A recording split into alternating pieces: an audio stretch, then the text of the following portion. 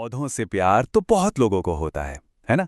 पर क्या कभी ऐसा सोचा है कि इसी प्यार को, इसी जुनून को एक बढ़िया मुनाफे वाले बिजनेस में भी बदला जा सकता है? आज हम इसी बारे में बात करेंगे कि ये कैसे मुमकिन है, और साथ में एक ऐसी जबरदस्त रियल लाइफ सक्सेस स्टोरी भी है जो सच में हैरान कर देगी।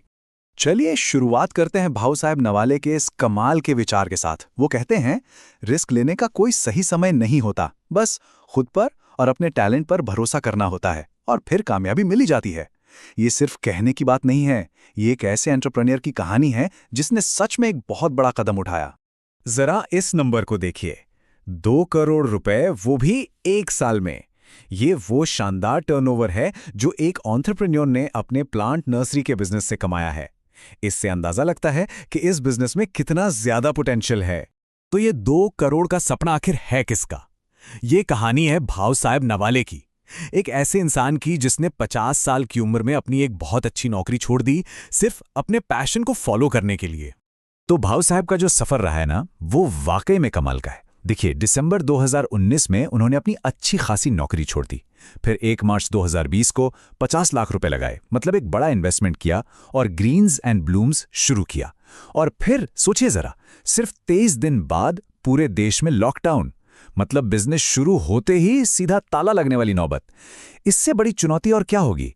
पर कमाल की बात यह है कि उन्होंने हार नहीं मानी और आज उनका बिजनेस 2 करोड़ के सालाना टर्नओवर पर है। कमाल है। भाऊ साहब की कहानी से ये तो साफ है कि अगर इरादा पक्का हो तो कुछ भी हो सकता है।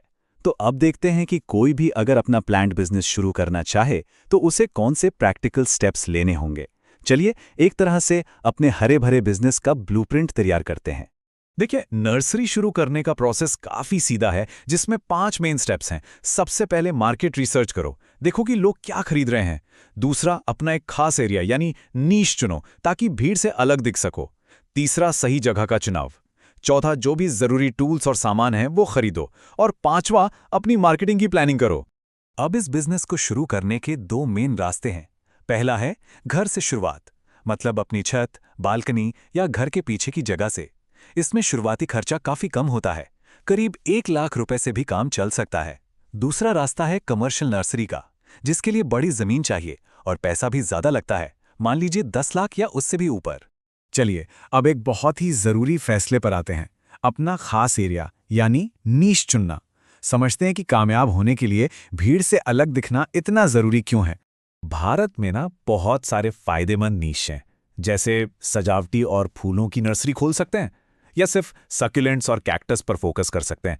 सब्जियों और जड़ी बूटियों के छोटे पौधे, तुलसी और लेमन ग्रास जैसे मेडिसिनल प्लांट्स, या फिर आम, अमरूद जैसे फलों के पौधे, ये सब बहुत अच्छे ऑप्शन हैं।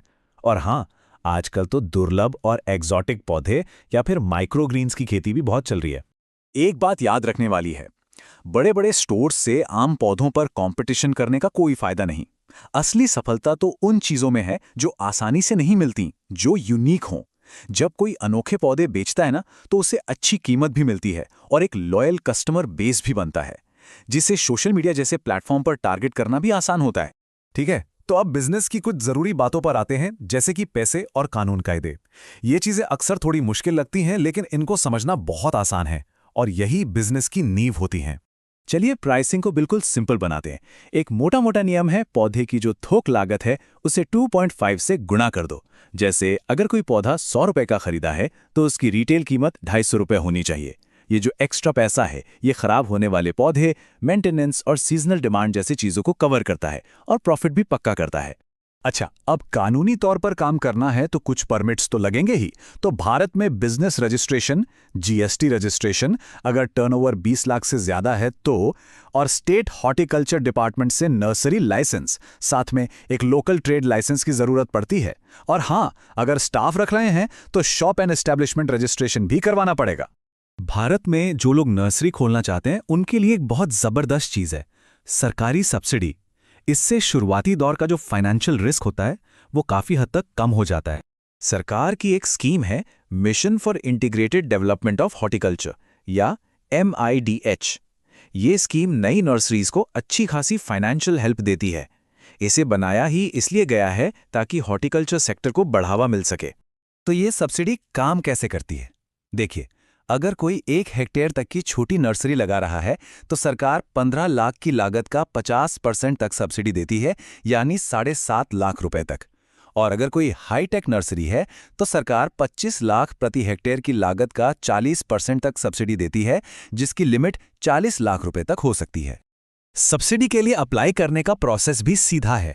पहले अपनी एलिजिबिलिटी चेक करें, फिर जमीन का इंतजाम करें और एक डिटेल प्रोजेक्ट रिपोर्ट यानी डीपीआर तैयार करें।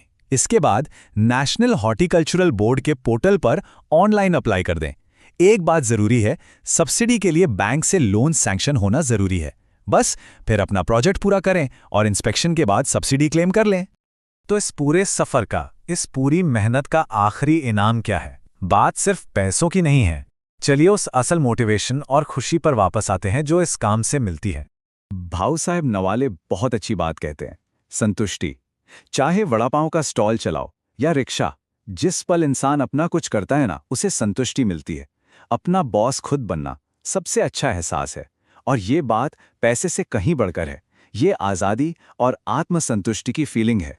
तो आखिर में एक सवाल तो बनता है। हमने देखा कि कैसे जुनून को मुनाफे में बदला जा सकता है। ये बिल्कुल मुमकिन है। सारे प्रैक्टिकल स्टेप्स भी देख लिए, यहां तक कि सरकारी मदद के बारे में भी जान लिया। तो अब सवाल बस एक ही है, वो कौन सी चीज है जो इस हरे भरे सपने को हकीकत बनने से रोक रही है?